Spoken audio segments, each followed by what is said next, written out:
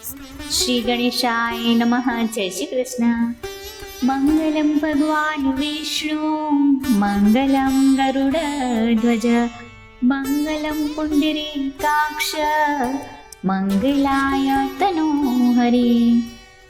મિત્રો, ચૈત્રવાદ એકાદશી કે જેને વરુથીની એકાદશી તરીકે પણ ઓળખીએ છીએ, જે ભગવાન નારાયણ શ્રી વિષ્ણુને પ્રસન્ન કરવા માટે તેનું વ્રત રાખવામાં આવે છે, તેમજ તેની કૃપા પ્રાપ્ત કરવા માટે આપણે તેનું વ્રત રાખીએ છીએ.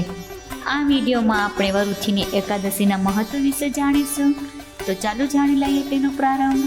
વર્ષ 2026માં ચૈત્રવદ એકાદશી એટલે કે વરુથીની એકાદશીનો પ્રારંભ 13 એપ્રિલે ને સોમવારે મધ્યરાત્રિ એટલે કે 1:16 થશે, જ્યારે તેની સમાપ્તિનો સમય 14 એપ્રિલે મંગળવારે મધ્યરાત્રિએ 1:08 થશે.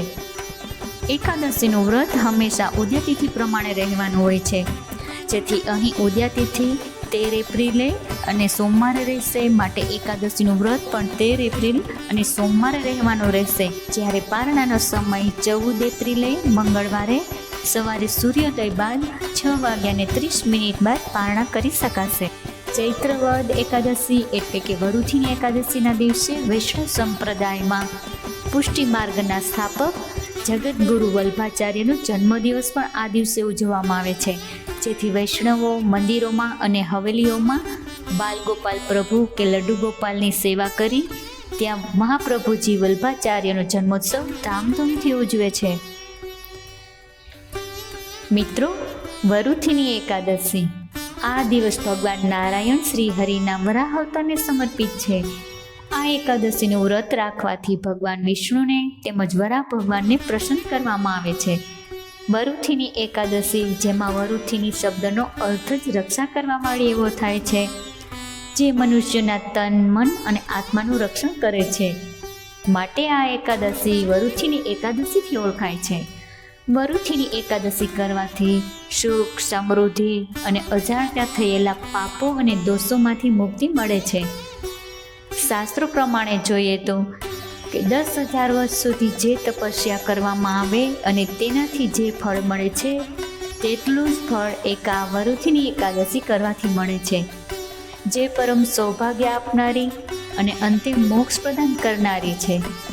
પદ્મપુરાણમાં બતાવવામાં આવ્યું છે કે જે લોકો વરુથીની એકાદશીનું વ્રત કરે છે, તેના તમામ પાપો નષ્ટ થઈ જાય છે, અને જે વ્યક્તિને યમરાજાનો ભય લાગતો હોય તો તેણે અવશ્ય એકાદશીનું વ્રત કરવું જોઈએ, જેનાથી તેનો ભય દૂર થાય છે.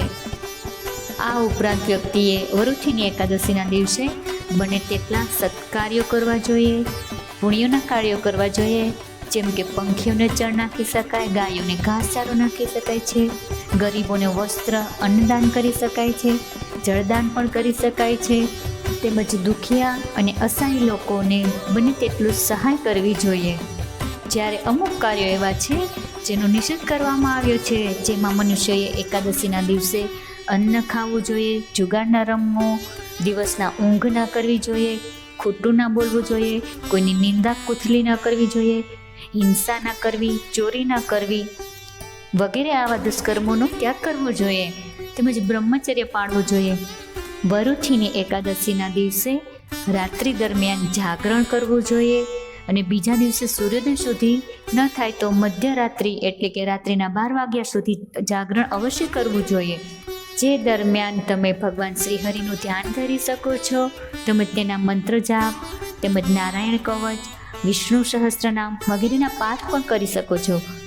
આ ઉપરાંત તમે ભગવાનના ભજન, કીર્તન, ધોળ વગેરે ગાય ભગવાનને પ્રસન્ન કરી શકીએ છીએ, જેથી ભગવાન પ્રસન્ન થઈ અને હરેક ભક્તોની મનોકામના પૂર્ણ કરે છે.